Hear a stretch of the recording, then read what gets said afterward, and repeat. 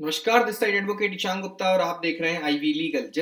जैसे आजकल की डेट में हमारे यहाँ पर गवर्नमेंट एग्जाम्स और गवर्नमेंट जॉब्स का बहुत ज़्यादा ट्रेंड बढ़ रहा है, उसी तरह से लॉ की फील्ड में मतलब आफ्टर यू ग्रेजुएट, आफ्टर आप एलएलबी पास कर लेते हैं, उसके बाद आपको क्या-क्या गवर्नमेंट एग्जाम्स देने का मौका मिल सकता है या आपको गवर्नमेंट जॉब मिल सकती है। क्योंकि हर किसी ने सुना है कि या तो आप स्टेट के एडवोकेट बन जाएं या फिर आप जुडिशरी क्रैक कर लें। इन दो के अलावा अगर और कौन-कौन सी गवर्नमेंट जॉब्स हैं जिसमें आपको गवर्नमेंट जॉब के पर्क्स एंड अलाउंसेस भी आप एंजॉय कर सकते हैं और आपको कंपटीशन भी कम फेस करना पड़ेगा, उन सारी वैकेंसीज और उन सारे एग्जाम्स के बारे में आज इस वीडियो में बात करेंगे। ये सारे ही स्टूडेंट्स, लॉ स्टूडेंट्स, यहाँ तक कि जो अभी एडवोकेट हैं, जो चाहते हैं कि उनको अगर जॉब सिक्योरिटी के लिए गवर्नमेंट जॉब को चाहिए है बट जुडिशरी नहीं करना है, तो उन सब के लिए ये वीडियो बहुत इंपॉर्टेंट होने वाली है। तो वीडियो पे अंत तक बने रहे, मैं बताऊंगा आपको कितनी ऐसी जॉब्स हैं जो आप इजीली क्रैक कर सकते हैं अगर आपने ईमानदारी से एलएलबी पढ़ा है तो। ठीक है, स्टार्ट करते हैं। देखिए, सबसे पहले आ जाता है आईबीपीएस लॉ ऑफिसर की जॉब, जिसमें आप एक रिस्पेक्टेड जॉब होती है। ये institute of banking personal selections conduct कराता है। इसमें आप जो पब्लिक सेक्टर बैंक्स होती हैं उनके लॉ ऑफिसर हो जाते हो, उनको आप गवर्न करते हो, उन पब्लिक सेक्टर बैंक्स की फंक्शनिंग को देखते हो, उसके सारे लीगल एस्पेक्ट्स को गवर्न करते हो।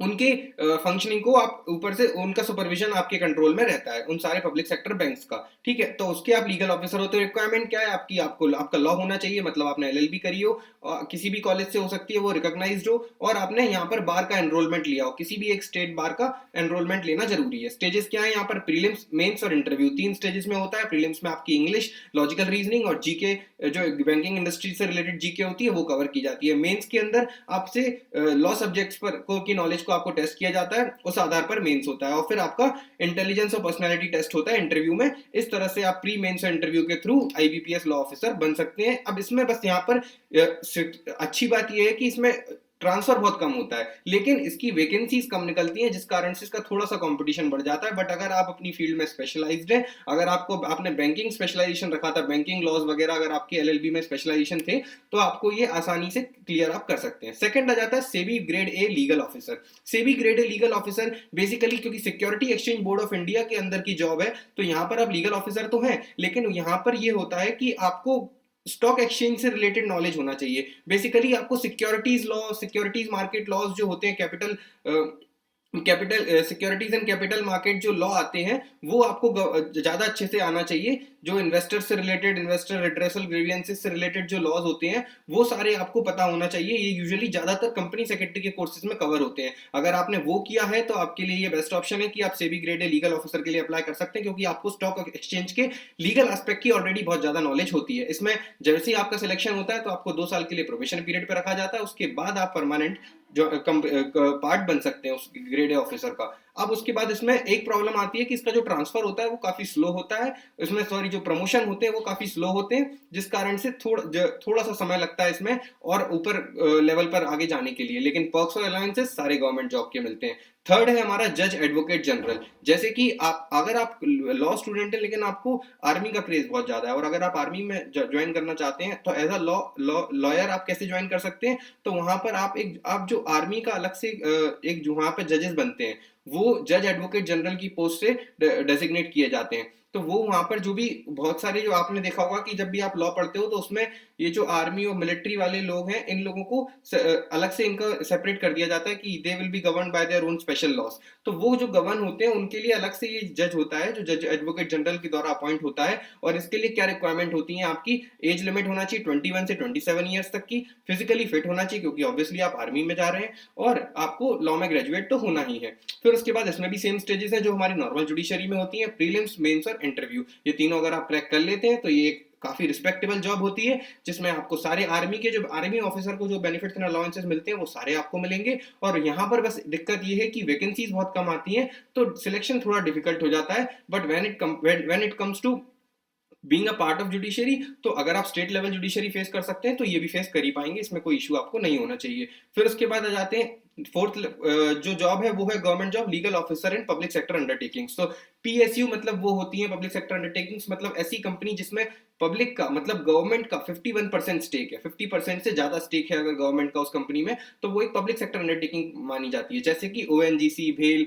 ये सारी पब्लिक सेक्टर अंडरटेकिंग था। इन पीएसयूज में अगर लीगल ऑफिसर्स की रिक्वायरमेंट है तो वो बन सकते हैं आप वहां पर इन पीएसयूज में लीगल ऑफिसर, और उसकी रिक्वायरमेंट होती है कि आपको एलएलबी करना है, और ये इनका अपॉइंटमेंट होता है क्लैट पीजी के थ्रू। तो मतलब आप जब भी क्लैट पीजी देते हैं तो क्लैट पीजी से तो एक्चुअल में दी जाती है क्लैट पीजी इसलिए कि आपको कोई गवर्नमेंट कॉलेज मिल जाए एलएलएम करने के लिए, लेकिन क्लैट पीजी में अगर आपका अच्छा स्कोर होता है, अच्छी रैंक होती है, तो वो गुड रैंक के जो ऑफिसर होते हैं उनको उस स्कोर के बेसिस पर ही डायरेक्ट जॉब ऑफर कर दी जाती है। तो बहुत सारे लोग तो क्लैट पीजी इसी बात के लिए देते हैं कि वो पीएसयू में उनको अच्छी रैंक आती है तो पीएसयू में लीगल ऑफिसर की भी पोस्ट मिल जाएगी। और बेनिफिट्स क्या है, तो स्टेबल सिक्योर जॉब है, एक गवर्नमेंट जॉब है, सारे गवर्नमेंट जॉब के पर्क्स एंड अलाउंसेस आपको एंजॉय करने को मिलेंगे। और अच्छी बात ये है कि ये ऐसी कॉर्पोरेट जॉब है जहां पर आपको कोई एक्सपीरियंस नहीं चाहिए, आपको डायरेक्ट एग्जाम से उठा लिया जाता है। आपने एग्जाम में रैंक स्कोर अच्छा किया क्लैट पीजी में, आपको सिलेक्ट कर लिया जाता है। देन कम्स हमारी फिफ्थ, जो कि बहुत ही फेमस है, पब्लिक प्रोसिक्यूटर। ये पब्लिक प्रोसिक्यूटर क्या होता है, जिसको नहीं पता उसके लिए बता देता हूँ कि एक तरफ से तो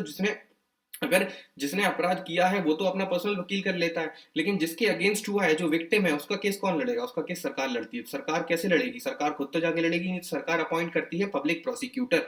जो पब्लिक प्रोसिक्यूटर स्टेट के बिहाफ पे केस लड़ता है, तो he is a legal representative for the state before the court. ठीक है, तो वो विक्टिम को रिप्रेजेंट करता है बेसिकली। अब ये कैसे अपॉइंट होगा, तो इसके लिए भी रिक्वायरमेंट क्या है, आपको एलएलबी करना है, बार में आपका एनरोलमेंट होना चाहिए, ऑब्वियस सी बात है क्योंकि आप अल्टीमेटली है तो एडवोकेट ही, बट आप स्टेट की तरफ से लड़ेंगे तो आपको एक फिक्स सैलरी गवर्नमेंट की ओर से मिलती है। यहाँ पर आपको पर्सनल केसेस कवर डील करने को अलाउ नहीं होता क्योंकि आप गवर्नमेंट एडवोकेट होते हो।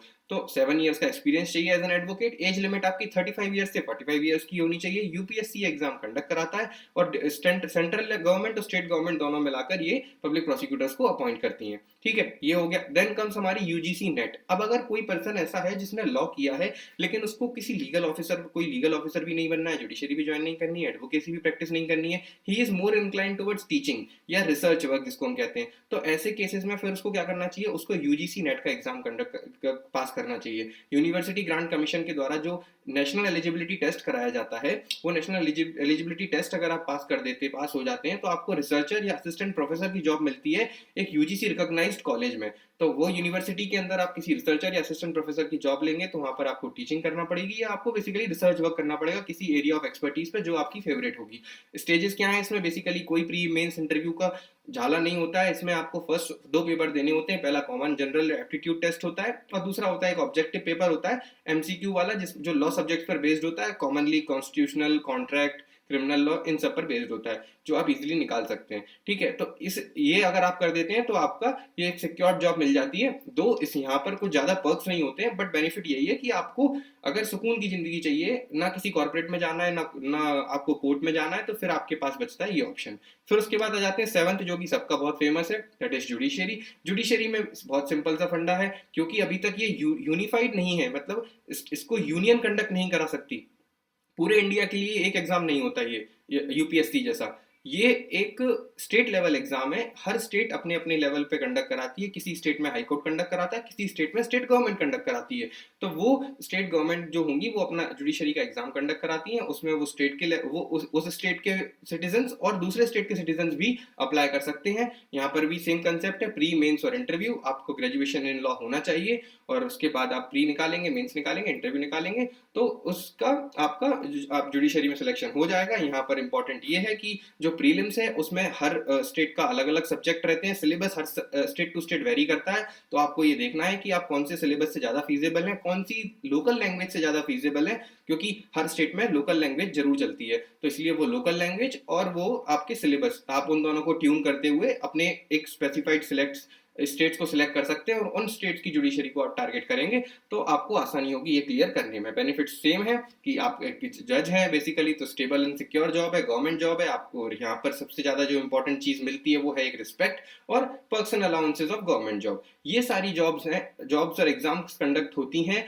फॉर, अगर आपको गवर्नमेंट जॉब या गवर्नमेंट एग्जाम अगर क्लियर करनी है आफ्टर एलएलबी या आफ्टर लॉ, तो ये सारे करियर प्रोस्पेक्ट्स आपके पास अवेलेबल हैं। इस तरह से अगर आपको इन्फॉर्मेशन अच्छी लगती है, do subscribe my channel and hit the like button. Good bye, thank you.